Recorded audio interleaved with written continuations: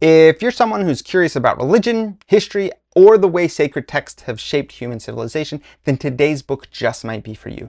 Today, I'm reviewing a history of the Bible, the story of the world's most influential book by John Barton.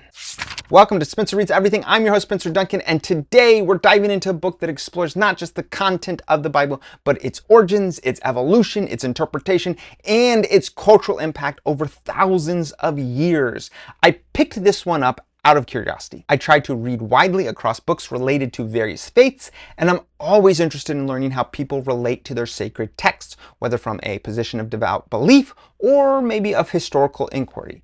What drew me to this particular book is that it was written by an academic. John Barton is a professor of the Hebrew Bible, and yet it is also extremely readable and respectful. He takes his scholarship seriously, but he also takes faith seriously, even when he doesn't share all of the assumptions behind it. This book is actually divided into 4 major sections, each exploring a different dimension of the Bible's long and complex history. In the first section, Barton begins with the Hebrew Bible, or what Christians often call the Old Testament. He explores how these texts originated not as a single unified book, but as a diverse collection of writings from different times and different places and different authors. He delves into the historical and cultural context of Israelite religion, noting how many of the books evolved over centuries and were edited, compiled, and reinterpreted repeatedly.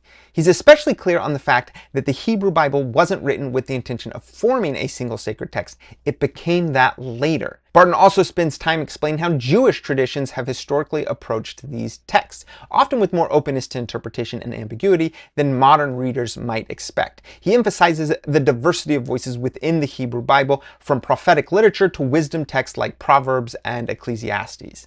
In this second section, he focuses on the New Testament. He walks us through the development of early Christian writings, how Paul's letters are the oldest texts we have, and how the Gospels were written decades after Jesus' death, and how the Canon wasn't settled until centuries later. He's honest about the historical uncertainties here, especially about the authorship and the dating and many of the doctrinal debates.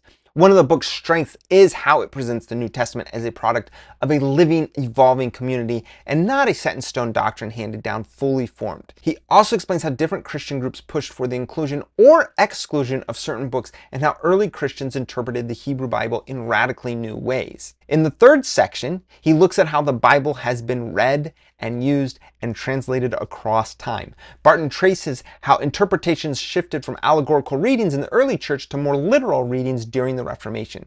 He also discusses how the invention of the printing press revolutionized access to the Bible and how translations, especially the King James Version, shaped not only religious life, but also language, politics, and culture. And he also highlights how the Bible was used to justify widely different positions on social and political issues, from abolitionism to slavery, and from nonviolence to holy war.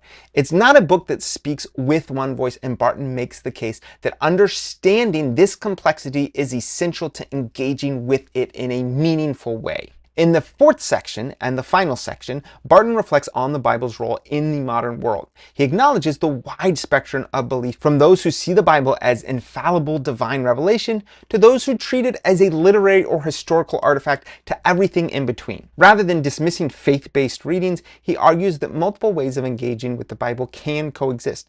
At the same time, he's clear about what modern biblical scholarship has uncovered. For example, many traditional assumptions about who wrote the books or when and why they were written don't hold up under any real scrutiny. Yet Barton doesn't use that as a reason to dismiss the Bible's value. Instead, he invites readers to appreciate it as a human document with deep spiritual, ethical, and literary power. I really enjoyed this book. It hit a sweet spot for me, that scholarly but accessible, the critical but respectful. I really enjoyed those types of works, especially when we're dealing with something so important to so many people. The author is not interested in tearing down belief. He is interested in clarifying what we know and what we don't know. He doesn't shy away from the messiness of the Bible's origins or the disagreements among scholars, but he also recognizes the power and beauty that millions of people find in this text. I especially appreciated the detailed explanation of the structure of the Bible. and how the books are organized, and why different traditions include different texts, and what those differences mean. Barton does a great job of explaining why Catholics, Protestants, and Orthodox Christians all have slightly different Bibles, and how Jewish scripture relates to Christian interpretations. His discussion of the different forms the Bible has taken, like scrolls or manuscripts or more modern printed books and digital apps, were fascinating, and his analysis of how the Bible has been used throughout history, sometimes as a tool of liberation, but also sometimes of oppression, was very thoughtful and definitely well researched. Most importantly, Barton doesn't treat the Bible like a monolith. He presents it as a library, a collection of diverse voices wrestling with deep questions about God and justice and suffering and community and the meaning of life.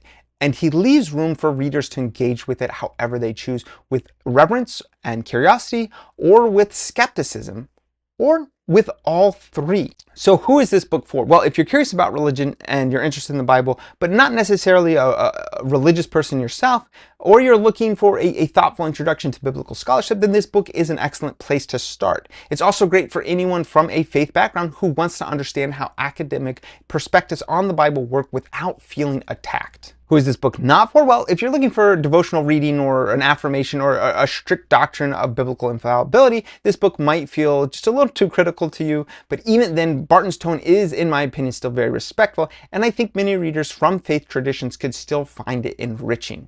I would say altogether that the history of the Bible is one of the most balanced and thoughtful books I've read on Scripture. Whether you're a believer or a skeptic or somewhere in between, it's a valuable resource that helps illuminate the Bible's complexity and its significance. Please let me know your thoughts on this book if you have read it, or if you have other suggestions for books of this nature. I'd love to hear more about what you guys think. Please let me know in the comments. But don't forget to like, subscribe, turn on those notifications, and until next time, keep those pages turning.